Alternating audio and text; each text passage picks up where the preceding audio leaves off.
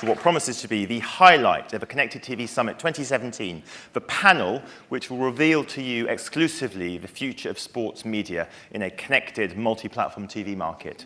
We have an extraordinary panel of luminaries covering every element of the value chain who are going to help us unpick the market. My name's Jon Watts. I'm a director and co-founder of MTM, the world's best media and technology strategy consultancy.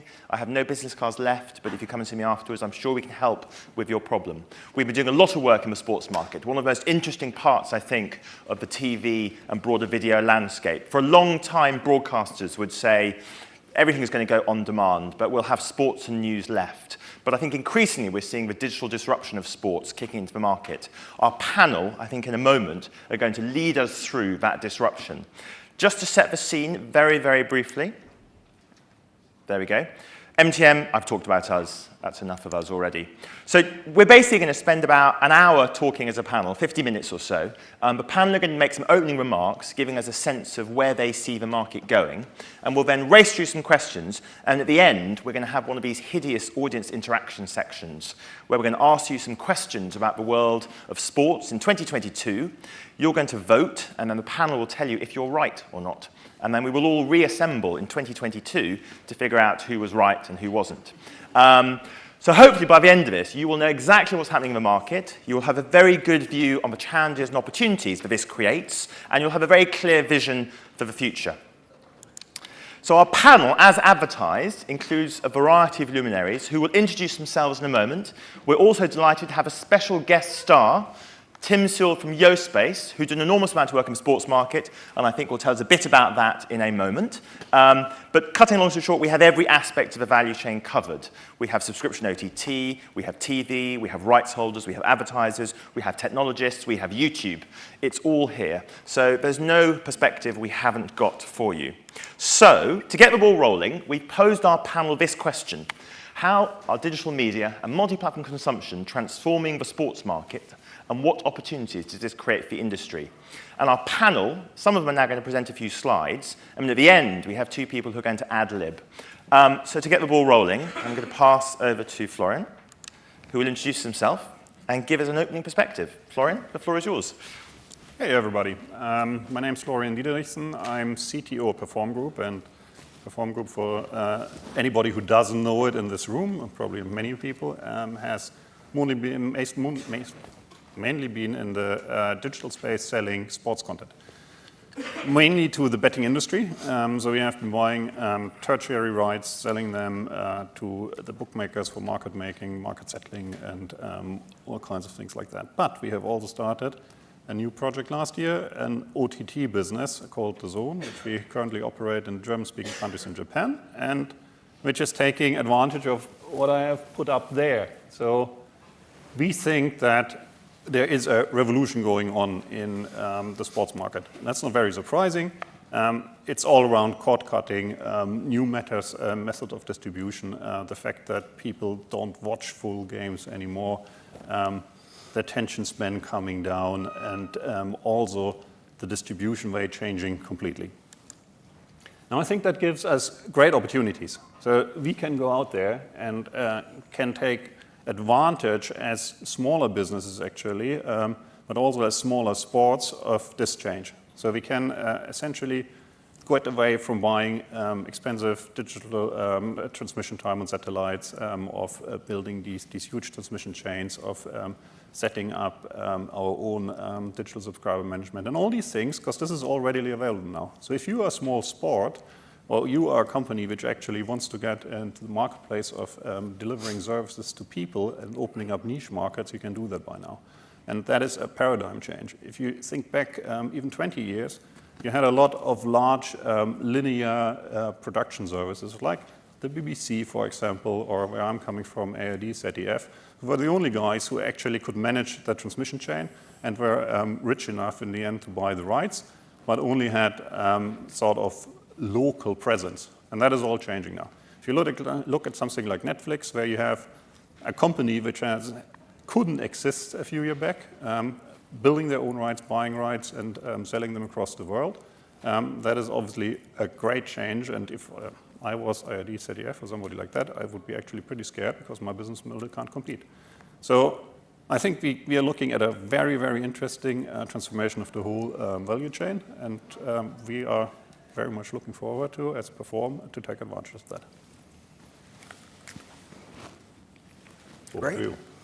My name's Chris Wagner with a company called NeuLion.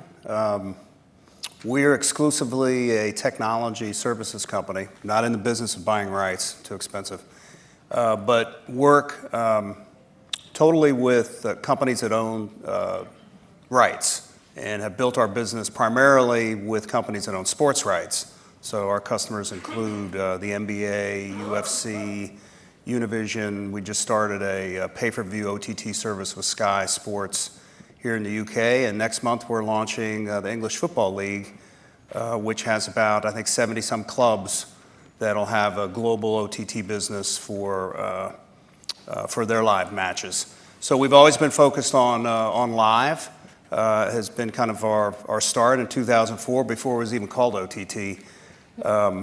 And that's progressed into a business that some of these are even your stats, Colin. But if you look at the world of live sports, it's probably the only appointment you're going to keep. With the world kind of moving on demand, you have big video qualities like 4K and VR 360 also are going to come over the top, which I think continues to really drive just a tremendous experience for sports fans. And then you have the whole advent of the smartphone being just a television for many viewers. The NBA actually this year started to produce a mobile-only video feed for their fans, since 50% of their fans outside of the US actually follow the NBA on mobile.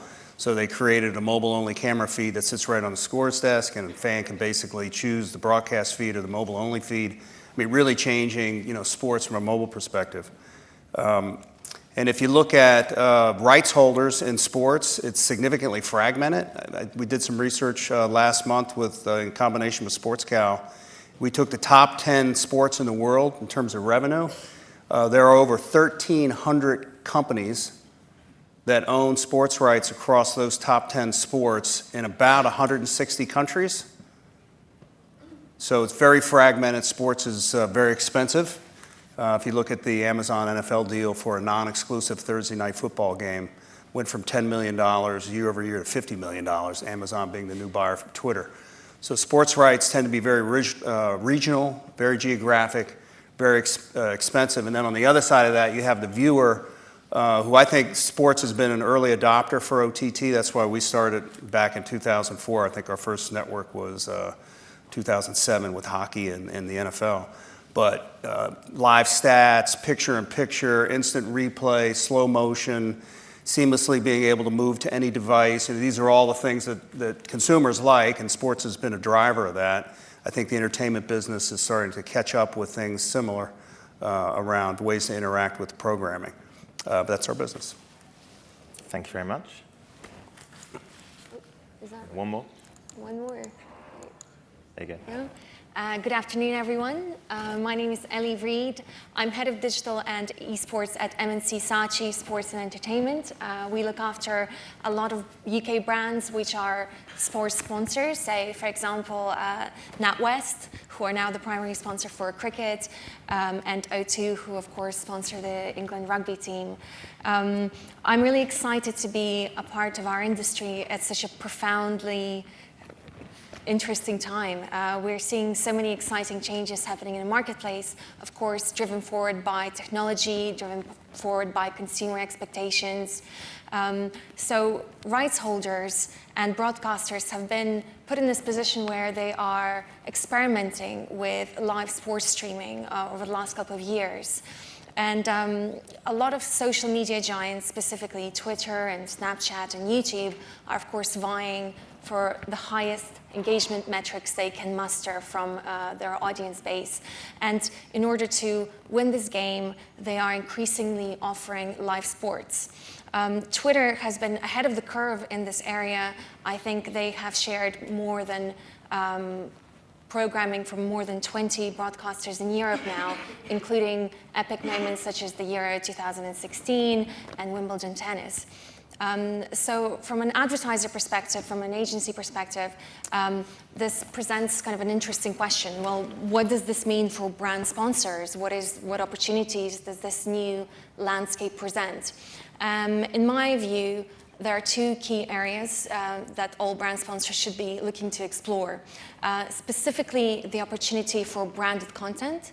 So the chance to move away from very interruptive advertising and create programming which is actually adding value to consumers, programming that is perhaps giving them something more exclusive than what they've been able to give them before. One of our clients at the moment, O2, they have a really popular online series called The Inside Line, where they actually spend a lot of time with the players behind the scenes, getting exclusive, really interesting commentary and analysis from them. Usually it's presented by a celebrity personality such as Vernon Kay. And that leads in really high engagement both for O2 and also helps the England rugby social channels as well. The second opportunity is in big data.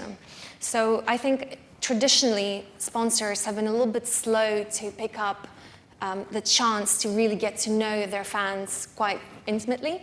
And today we're in a space where fans, every time they're interacting with other fans or their club online, they are leaving a digital footprint and becoming a source of very valuable data for the rights holders or for whoever is hosting that content, in fact. Quite a famous American brand, Fanatics, who are responsible for licensed merchandise for clubs such as Man United, Man City, and lots of American organizations as well, such as the NFL and the NBA.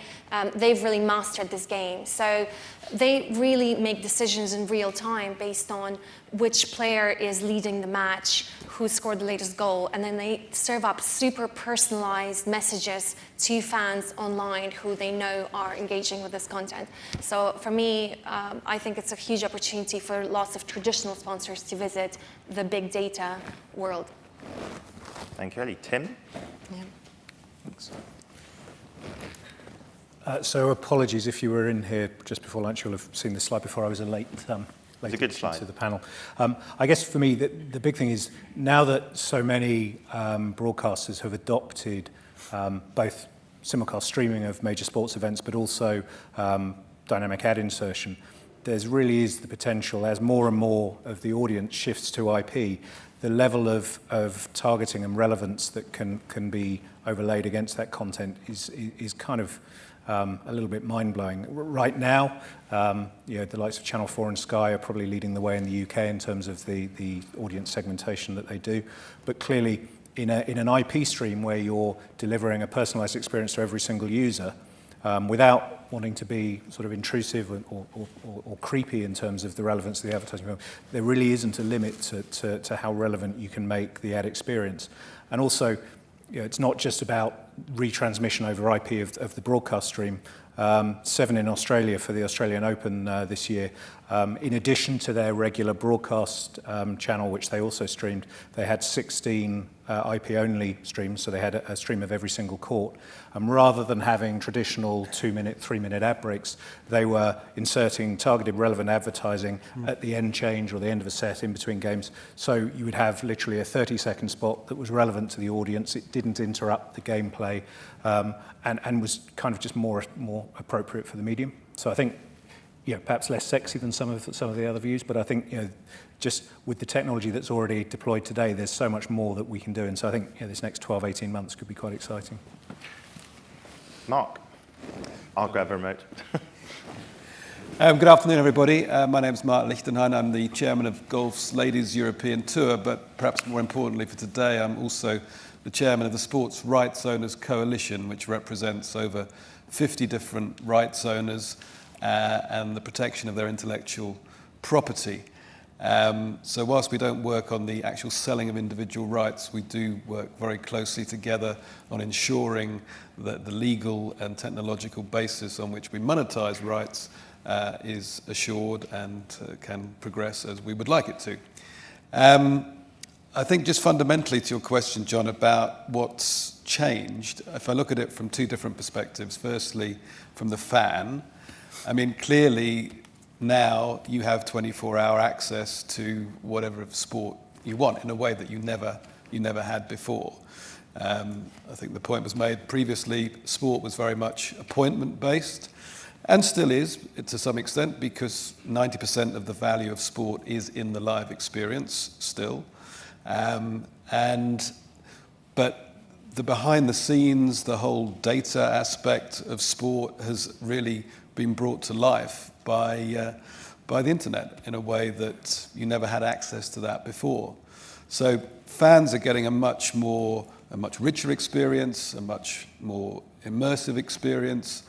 And of course, the rights owners are going to have to, or they are delivering that together with their distribution partners. And I think the biggest change for the rights owners is actually not so much the individual technologies, but the fundamental change to the business model, in that sport was always a B2B business. You sold your rights to a handful of customers, broadcasters primarily, sponsors maybe, and you didn't really worry about the fan, other than maybe season ticket holders, because the fan was the problem of your customer. But now the fans are your customers. It's a B2C business, and this is very, very scary for a lot of rights owners, particularly given that at the moment, at least, most of the revenue still comes from that traditional B2B business, and balancing the priorities of how you engage with this B2C opportunity at the same time securing your revenue streams and your traditional business model is, I think, the biggest challenge that any rights holder has right now. John warned me it'd be difficult going last. So I'm Matt. I started a business called Diagonal View 9 years ago.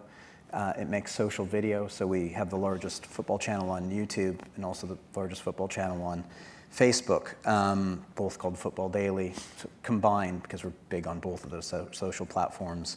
It's around 40% share of voice in the UK on social, on those two platforms at least. So around 8 weeks ago, we sold the business to Sky, and the press release around that was around both a commercial opportunity for the business, but also for Sky an opportunity to, as they put it, move from being very strong in the UK and other European markets with football, and to become a global player in that conversation on social media. And I think if I can just maybe take the baton as it's been passed along and think through some of the incremental changes that have happened, we think, when we think about sport, we think a lot about football, so I have to simplify. I wish I could think about ice hockey. I'm originally Canadian, and every time I go back to Canada, I think, why didn't I start Hockey Daily? But I didn't. We started Football Daily instead. And if I think through the last point, which I think kind of echoes across the rest of the group, when I first started watching hockey games, I watched them with my dad, and it'd be the two of us in a pretty shitty hockey arena in Canada.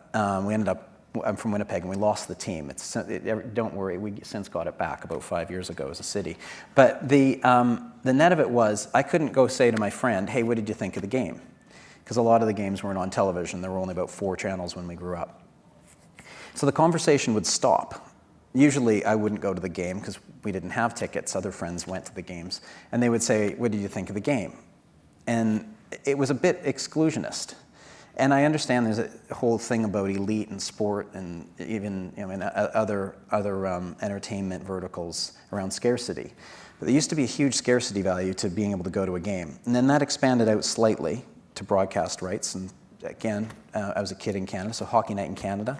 On Saturday night, you'd watch it, and sometimes you'd watch it with your dad, or sometimes you watch it with your friends, and then you could have a broader conversation around what happened. But you could only watch maybe 1, maybe 2 games a week. And then it expanded out into cable, and now, to fast forward, basically, as long as you have a connection to the internet, could be through your phone, I'm told, you can just watch a football game. You don't have to pay. You can just watch. You don't have to leave Facebook. You can just watch. And there's all sorts of problems with that. But more broadly, the problem to me, is in the rebalancing of value. And value used to be pay your ticket, come to the game. It was a pretty simple equation. And then it expanded out to TV rights, and then to cable rights, and then to the internet. And I'm worried that we're a little bit post-peak with scarcity versus abundance and the value that's being associated with those rights. It might be piracy, it might, in terms of a show of hands, is there anyone here who hasn't heard of Ronaldo? Is there anyone here who's heard of Spencer FC? One person. Because Spencer FC is essentially probably nearly as if not more, influential in online football than Ronaldo. In terms of a disconnect, I'm not saying go and buy shares in Spencer FC. It's not a listed company. It's a guy who has a YouTube channel, and it's insanely successful, and he does all the things right. So maybe take a look at it. But my point being, the value of being Ronaldo versus the value of being Spencer FC are vastly different. To me, it feels like the two are going to catch each other up. Thank you. So that's a fantastic range of perspectives. I think we've answered half the questions already. But heroically, let's power on.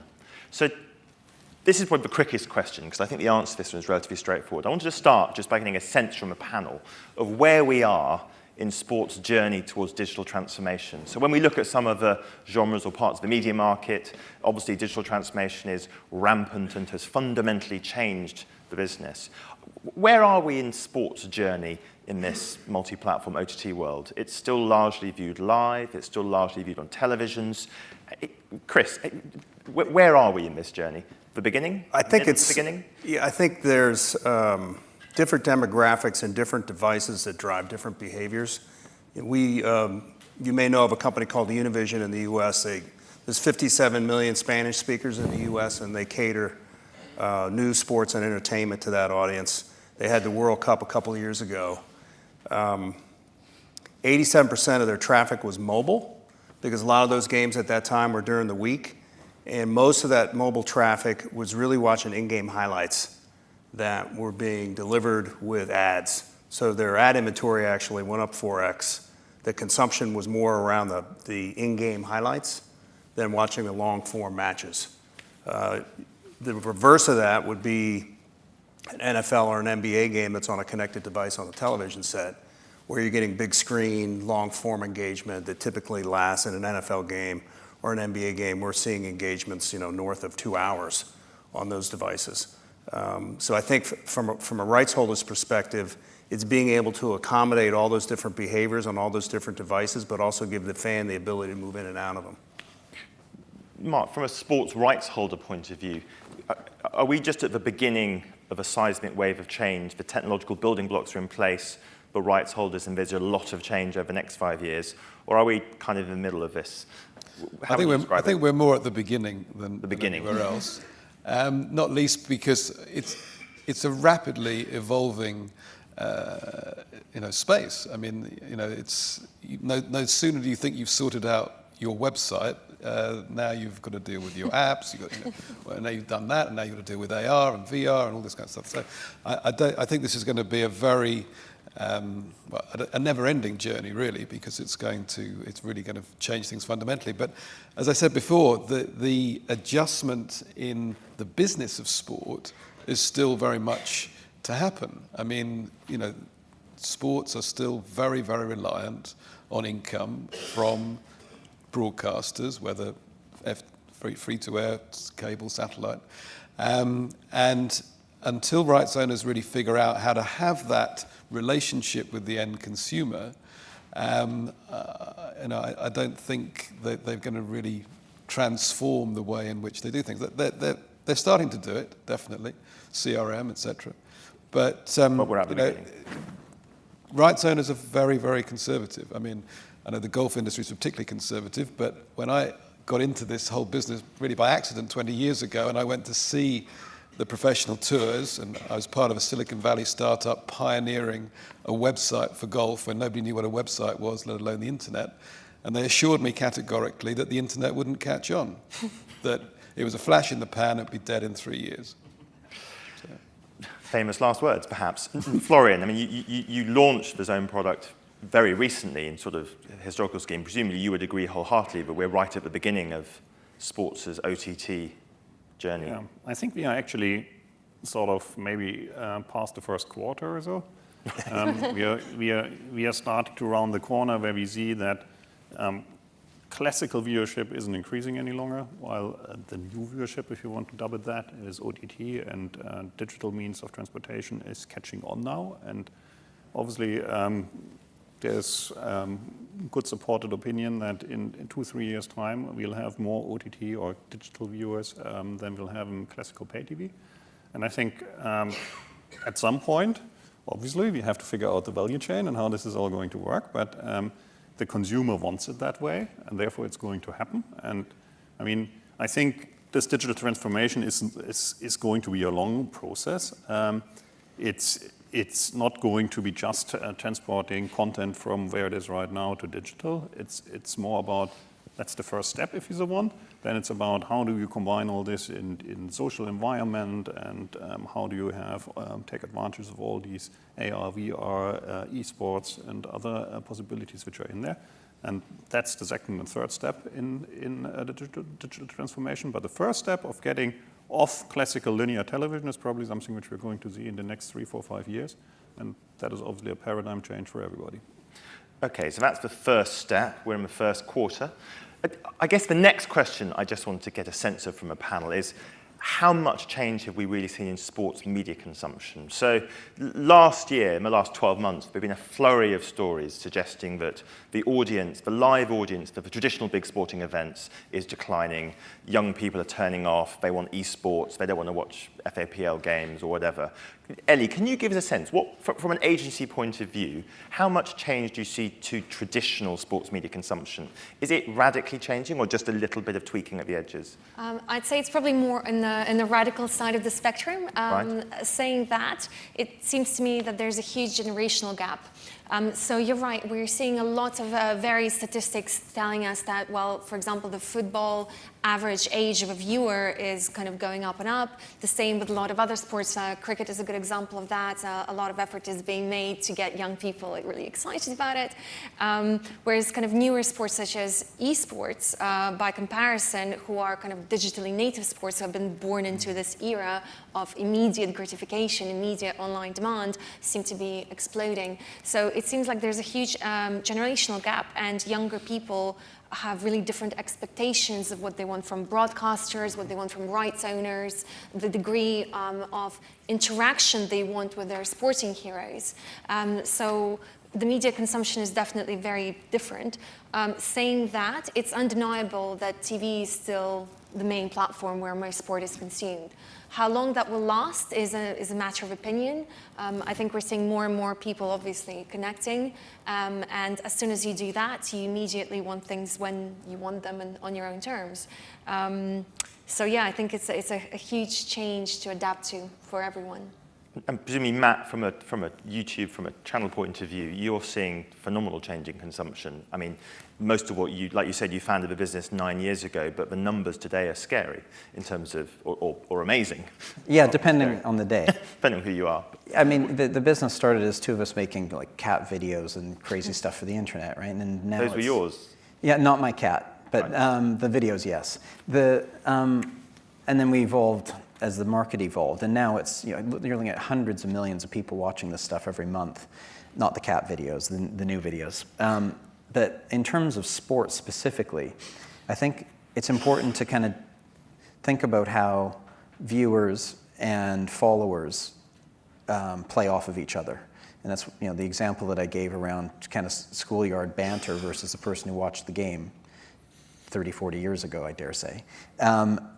I think that balance, getting that balance right, and being an open broadcaster, or pardon me, an open rights holder, like I look at MLB or the NBA, they have slightly more of an open approach in terms of apps that are direct to customers, conversations that are involving those customers. They're capturing first-party CRM and data. They're doing direct deals with consumer brands rather than going through multiple parties. That stuff's incredible, but it's a long way from, I play tennis at the Queen's Club. I don't think that most of those people know what the internet is. So it's just a little bit, I'm picking a naive example, but it feels like there's a wide disparity of connecting directly with that customer. Yeah, MLB, I think the average age of an MLB viewer is 55. Yeah. And if I tried to take my kids and make them watch a baseball game, I think they would lose their mind. And so slow. So their strategy there, which seems so progressive, it seems to me, is to capture the conversation, not the game. Right? So it's like, hey, let's banter about stats or players, or like the stuff. The game is still core, but it's not like let's sit for 6.5 hours. And right. I've been to a number of Blue Jays games, and I've never made it through without having a nap, ever. Can I just, Mark, the banter continues. Yes, it does.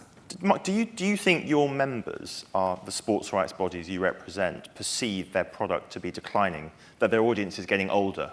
Or are they just taking the money while the checks are still flowing?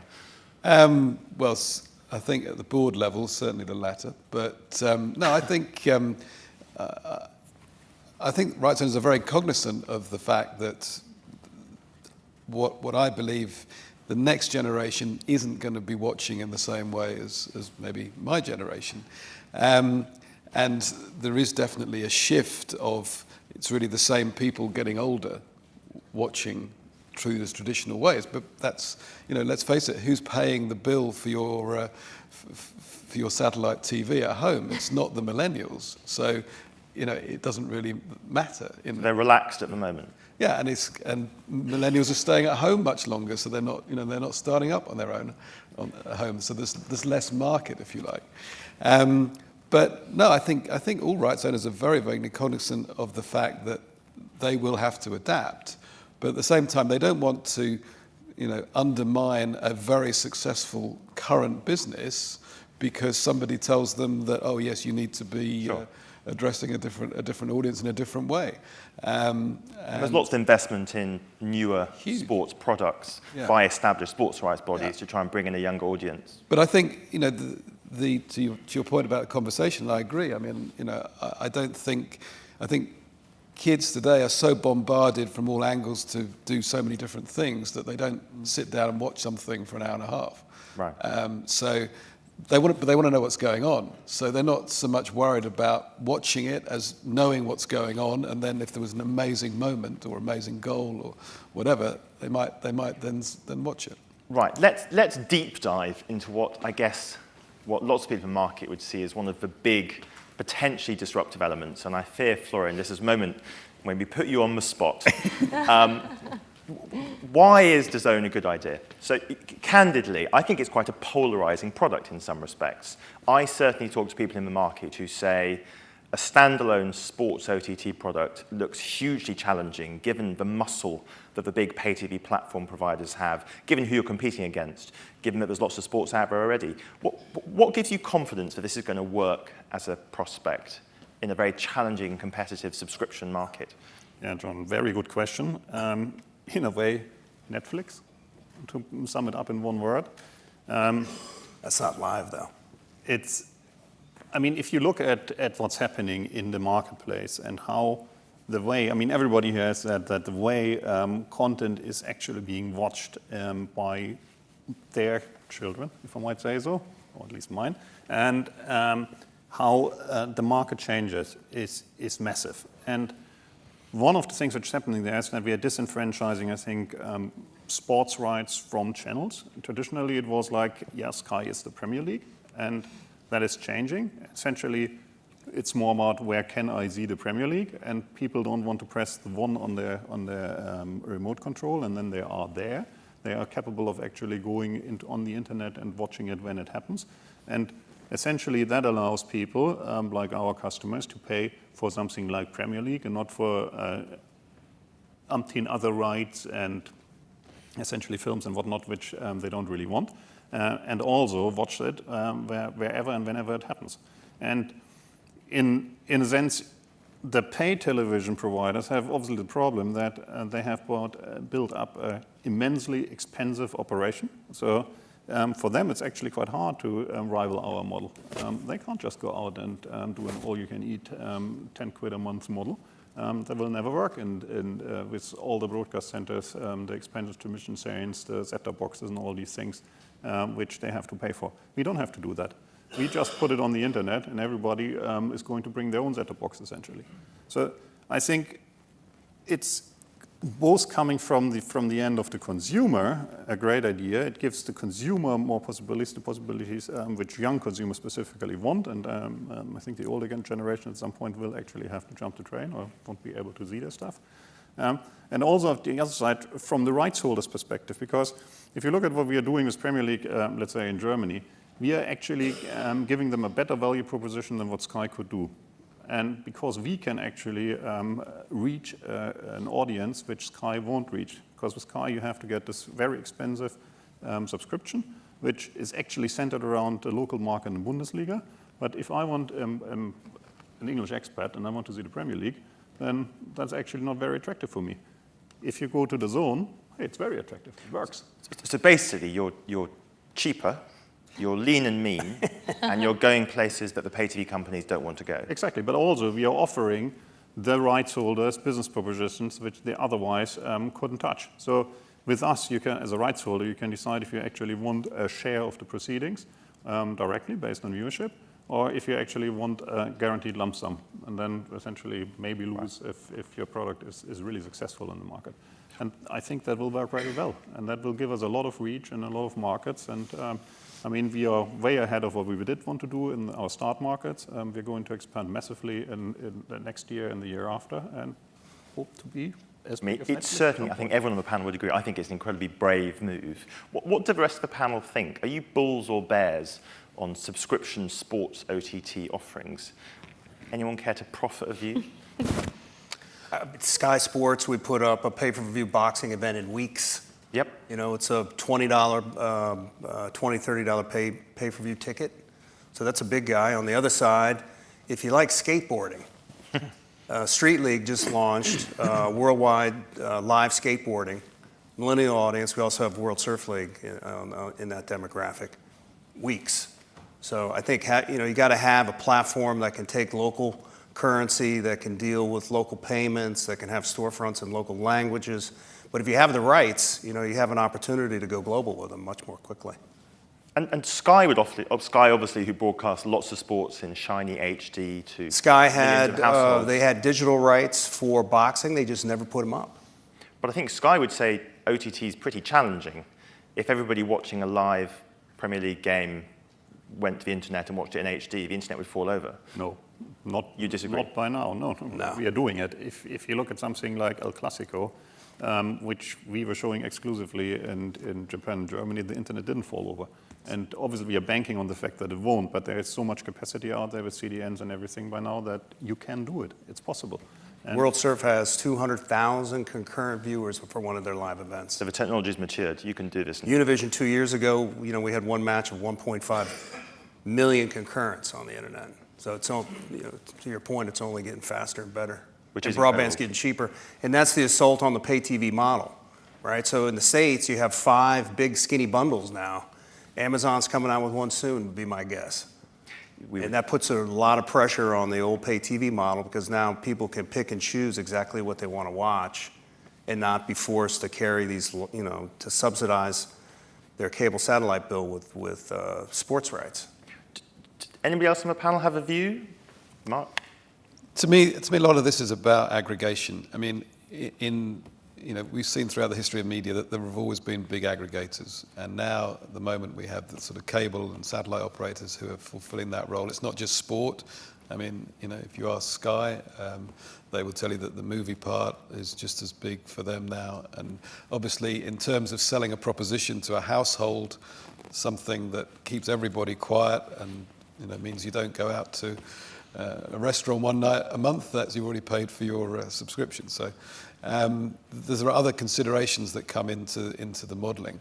I think the real, it's going to be fascinating, obviously, to see how things pan out with Perform, and we wish them every success, not least because a lot of our rights owners are working closely with them. But right now, the real opportunity for the rights owners is in having a dedicated channel of their own, which isn't going to replace the arrangements they have with distributors, but enables them to to have a dedicated offering for their hardcore fans.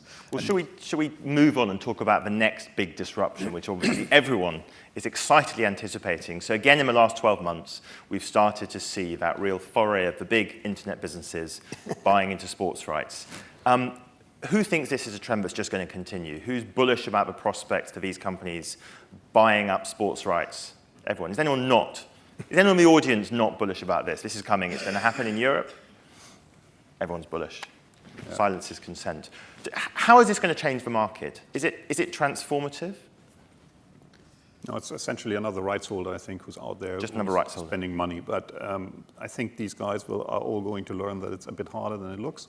But it's going to happen. They have very deep pockets. And as Mark said earlier, we actually have to go out there and find a way how we can replace the big money which the classic pay TV providers and so on can afford to pay by actually subsidizing through all kinds of things, broadband internet and people underpaying for films or whatever, and replace it in the new model. Right. Then it's going to be hard and very challenging, and will be very interesting to see how this pans out. I'm assuming, Ellie, from an advertiser's point of view, I mean, we've heard quite a lot in the last couple of days from agencies who are, I think, keen to sort of raise the alarm bell that there's a lot of money that these businesses are spending. Sports presumably offers something very unique on a Facebook or a YouTube in a sort of live environment with all of the data and everything else they can bring. Are advertisers excited about this?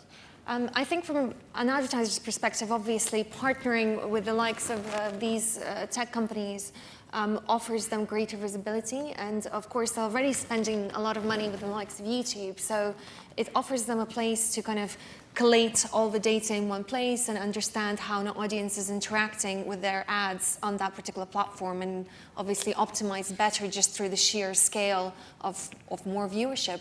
I think these brands will continue quite bullishly and quite aggressively pursuing the most desirable content. They are locked in a war essentially against each other, trying to increase user retention rate, increase the time a user spends on their platform, and they're very, very good at monetizing those users in a way that is kind of very rooted in technology, in a way that is very forward-looking. So I think this trend will certainly continue, and I think we'll see more and more live content moving towards these platforms. And just to play devil's advocate for a second, obviously, we've seen activity in the US, clearly. The European market is very fragmented. Do we think they're going to be buying sports rights in Belgium and Switzerland? You see it? It's very, I mean, that's what I started at the beginning with. There's over 1,300 sports rights holders of the top 10 sports in the world. So, and they're all regional. Typically, because it's so expensive, you can't afford to buy them. I mean, look at the Olympics. Olympic rights are held by, I think, 102 companies. Nobody can afford to buy the Olympics worldwide. And you have the same problem with a lot of sports rights. And do you think these companies will play at the top end of the market, tier one rights, or are we talking about the long tail of niche events, or both? I think it's both. And you're starting to see that with tier one and tier two sports. In terms of how they get aggregated. In my opinion, I think if there's 2 billion websites in the world, I think there could be 2 billion TV channels. Right. So it really comes down to personalization and data and search. Because the distribution is getting a lot less expensive. Data makes it a lot easier to really target, attract, and keep subscribers. And personalization and search will be, just like what Google's done for the 2 billion websites, you'll have that type of technology to help you find the 2 billion channels and then personalize what you want to watch.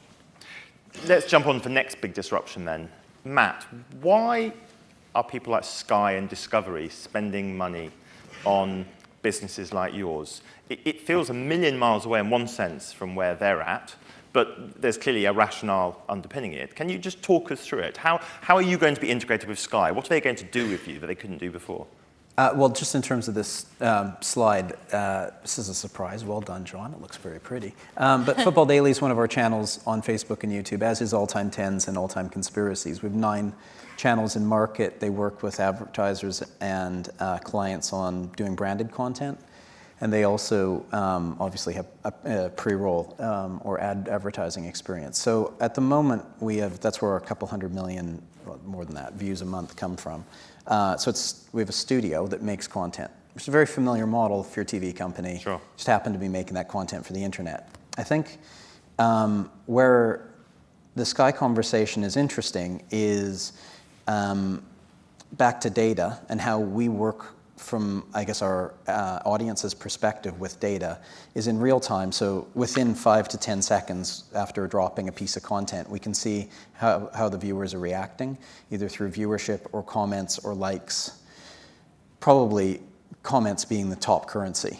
And we can see how people are reacting to that versus content that's similar to that. That we've produced before or for other demographics or using mirrored databases. So what we're doing is in real time adjusting what we're making and how we're making it. And the second thing is we have a fairly low cost production process that we can make a clip for later that day or the next day for that audience. And so that iteration, if you compare that to House of Cards, which is on a 1-year release schedule, because it has lots of data, but release, they can't do anything with it for another So this is year. a data and fan engagement play is your... I think that that's one side of it, but we have this nice little pyramid of information, knowledge, wisdom. So you have information at the bottom, which is this, holy shit, we've got a lot of data coming back. Knowledge, which is, gee, we've been doing this for a while, we now know what to do with it. And then wisdom, which is at the top. And wisdom is actually taking your and people like you's experience and being able to actually do something with it at a better level. And doing something with it at a better level when you're with a business that's worth, whether it's 15 or 18 billion, is different than a business that's our size. And Right. so applying that knowledge and best practices at a huge scale then becomes incredibly interesting. From my perspective, looking at what value do these new sort of thousands and hundreds of thousands of little mini distributors everywhere are bringing for advertisers beyond the data element, I think there's something else. I think there's often a level of authenticity and passion that these independent creators bring that you can't always match at a big broadcaster scale. So looking at personalities like YouTubers, for example, you mentioned Spencer FC, his fans know exactly what he is, what he stands for, and they really like him as a personality. And there's a lot of YouTube channels out there that really take the time to cultivate a very personal relationship with their viewers, something that really established broadcasters can't necessarily compete with. And brands and advertisers can borrow that relationship, they can borrow that authenticity. So when independent content is produced across these channels and when a brand takes the time to integrate themselves into the editorial output of that channel, the audience will perceive the brand message in a really different way than they would an ad. So imagine, for example, it's Florian, right? Imagine you have the premiership rights for Germany and you're competing with the Bundesliga, right? Sometimes head-to-head, same time slot or similar. We have 40% share of voice in social, right? So 40% of the people interested in football in the United Kingdom, if we were in the UK, with that particular head-to-head lineup, would be listening to what we're talking about. So if our guys were on Facebook yelling about the Premiership match and not the Bundesliga match, their followers, essentially 40% of the 18 to 35 male demographic in this country who likes football, would be more interested in that piece of IP that you paid some money for versus your competition. Yeah, we are doing that already to a degree. Not as well as we'd like to, but we see the social component of it all. And I think that in a way, as I said, we want to be the Netflix of sports, but we actually want to be the Facebook of sports in reality. And I think there's massive opportunities around personalization and interaction between the fans, which at the moment we have only dipped our toe in the water. There's lots to come there. I think to paraphrase, I didn't realize that. To paraphrase, it's just starting in terms of how this conversation and the influencer and the social element starts to interact. The kind of pro and am mix has only just started to begin. I think there is something really interesting about the sort of fan engagement on YouTube. I think in lots of markets we've seen sports retreating behind paywalls on television, and lots of sports rights bodies get concerned about balancing reach versus return, in a sense. And to deliver the reach in digital while taking the pay TV checks, or the OTT checks, it is obviously a different way of thinking about sports bodies and rights and fan engagement and so on, which seems really powerful to me. Well, I think, in many ways, television is subsidizing a lot of the digital output. I mean, put it bluntly. You know, all these conversations are happening because this content is available. Some of it is free, even if it shouldn't be, which is a problem in itself. I learned at another MTM event earlier this week that 16 million people watched the Klitschko match online for free, and 80% of it was on YouTube. Wow. So that's not very encouraging statistics if you're Sky. But I mean, in a way, it doesn't really matter if the digital discussion is generating more interest, which then results in more subscriptions down the line. It's a sort of indirect model. Right. We are running slightly short of time, so we have, as is required on any sports panel, to talk about AR and VR and all the other cool stuff. So also because I wanted to show that I can actually put animated GIFs on slides, I've learned, which I wasn't able to do a little while ago, but I think it looks great. I hope you agree. And this looks amazing, except I keep thinking they're not actually watching the game, are they? Anyway. That might be the point of it. That might be the point of it. You could well be right. So questions for the panel. There's obviously lots of new tech coming down the road, and sports businesses like the adult industry are early adopters of lots of this stuff. Which ones over the next 5 years, which new technologies are going to really change the viewer experience for sports? Where are you betting your money? I mean, we started doing some cool things with VR. I mean, there's a guy by the name of Steve Ballmer who paid $2 billion for the LA Clippers. And he has the best seat in the house, as you might imagine. He owns the team, so he's courtside. And one of the things we can do around VR is you could sell his seat an infinite amount of times as the best seat in the house and experience it through a VR experience. And we're doing a lot of things with Nokia. Their whole Ozo platform we like. They have great stitching, live streaming of that, to be able to create highlight packages, best seat in the house, best part of the stadium, coming out of the tunnel, all these things that can create different ways to experience the event. I think VR plays a great role in that. And so do the other, augmented reality be the same type of implementation. Is anyone on the panel more cautious or skeptical? There are clearly lots of people skeptical about VR, but I'm a little bit more cautious, I suppose. I certainly love this technology, and I have a Vive kit at home, and I love a quality VR experience just as much as the next guy. But I think in terms of scale, we're not really there yet. I can see VR being used to augment real-life experiences. I can see advertisers bring it to perhaps sports fans as an extra added value. But I think it has limitations in terms of how much quality content you can realistically make that's suitable for VR, and how many people and where you can reach compared to, say, more traditional video. I am, however, in a very biased way, very optimistic about esports, as you can imagine.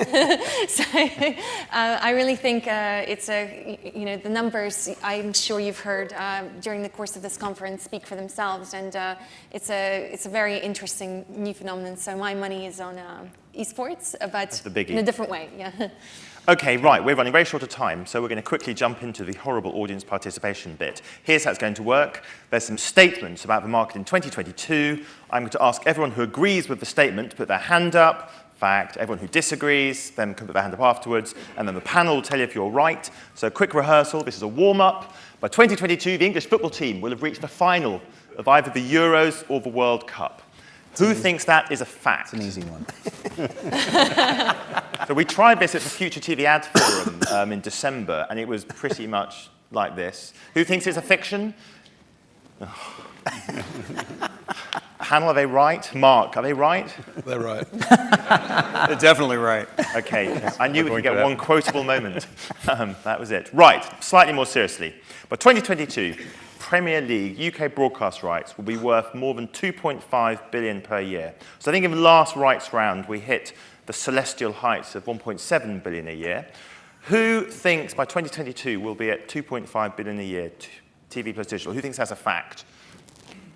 Who thinks that's fiction? That's about 50-50. Are they right? Florian, I think you might have a view on this one. It's a very interesting one. It's about what I said earlier. Can we actually project the price raises which we had in the past into the future. I think at some point it has to flatten off naturally. Question is, can we have another round of big spenders come in, and are these the Amazons, Googles of this world who are willing to actually put more on the table than the pay TV offers? I'm not sure about that. I actually think it's going to flatten off, and it's probably going to flatten off within the next ride cycles. Anyone else on the panel got a view? If I had to bet, I would say it's fact, just by nature of the acceleration of sports rights over the last 5 years. Right. You know, it's like real estate. You just can't imagine it can keep going up, but it does. I'm worried, Mark, you have a vested interest, but Not at all. I mean, I think there is going to be a bit of a smoothing off. I don't think you're Right. going to see increment, maybe not that percentage. I think it will still go up, but I think it's going to smooth over. probably not. Okay, next one, very quickly. This is one for you, Ellie, but we'll see what the audience think first. So by 2022, a Premier League or Championship football team will have been acquired by a brand. So the Red Bull Wanderers, Red Bull Villa. Who thinks that's a fact? Who thinks that's fiction? I said about 2/3 of you think it's a fact. Ellie, is this true or false? I think it's probably true. We're seeing a lot of brands moving into the space of branded entertainment, not just in terms of kind of small, short films, but some have grander ambitions than that. So I don't see why this can't happen. I mean, certainly in esports, we're already seeing Samsung teams, for example, in the East emerging. Ultimately, it's something that captivates the audience's attention and generates passion and love, which is exactly what brands want to achieve. So why not? And for a bonus point, can you name the brand? I know, for example, that Coutts, the bank, have previously sponsored TV shows Right. in kind of a national TV. Chelsea's practically owned by Coutts already, surely. Maybe we should move on at that point. Next one. By 2022, Sky Sports will be offered to UK audiences as a completely unbundled, standalone OTT service. A little bit like, well, Who thinks that's a fact? Who thinks that's fiction? Who has absolutely no idea? I think the fictions just about have it. Florian, I mean, I thought you might have a view on this one. Are we going to see it's going to happen. In a way, it has already happened. Yeah. If you look at Now TV, Yep. you can essentially buy the Sky Sports package. It will be tremendously expensive, but you Or can. just cherry pick the bits? Well, So it's there. You can subscribe to Sky Go now on a standalone basis. Yeah. So So the don't knows really are very wrong on this one. No, okay, so you think essentially yes. as well as, I mean, let's face it, I mean, satellite delivery is probably the past rather than the future. So It's the unbundled bit, I think, at the moment that is more Well, complicated. but it's also the technology. Video whether you'd distribution on unbundle IP is Sky just far better or- Right. than legacy. I mean, you can personalize it. It's a one-to-one conversation. It's not one-to-many. Okay.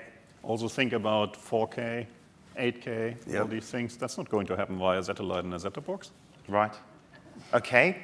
Exactly. We're nearly Or the there, internet. ladies and gentlemen. So by 2022, viewing of traditional cricket, football, rugby, major sports on TV will be 20% lower than today as audiences turn off TV and onto new sports like esports and handball and other things like that. Who thinks this is a fact? Who's sort of... Handball. Yep. Okay, who thinks that's fiction? So people are more bullish about traditional sports. Do you have a view on this one, Tim? Well, I think viewing on traditional TV, yes, perhaps will decline by 20%. Viewing of the sport, via whether it is connected TV over IP or some other device, I think the traditional sports, are still pretty healthy. So you think redistributed? Yeah, the way they're consuming it will definitely change, and maybe the viewing time will change. But I actually see it the other way. I think that beachfront real estate is going to be worth more and more, to extend your real estate example. And so when I talk about, is there a time and a place for maybe some peak rights value, I'm not thinking about the top of the list, but the longer tail. Right. Again, I think about it through conversation and media value. That beachfront real estate now was 87% viewed on a mobile phone versus 0 logistically 5 years ago. I come from a mobile video background. It just didn't work for a long time.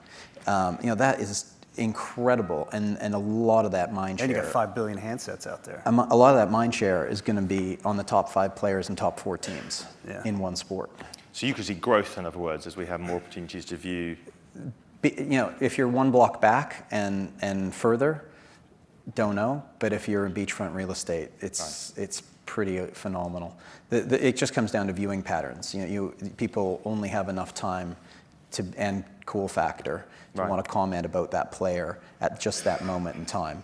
And if you can capture people's imaginations and own that conversation, you're it. Okay, I think this is the last one. I think we know the answer to this one. By 2022, Netflix and Amazon will be major buyers of live sports rights in the European market. Who thinks that's fact? Yes. Who thinks that's fiction? You're wrong. It's fact. Let's do the next one. Final one. So by 2022, and just remember, there's a share price involved in this, 25 million Europeans will subscribe to a standalone, fully unbundled, sports-focused OTT offering. Who thinks that's fact? Who thinks that's fiction? Who's got no idea? I fear I have to go to you again, Florian. 25 million, 2022? 25 million is maybe? pushing it a bit, That's I think, a big number. But it will definitely be millions and hopefully 2-figure millions.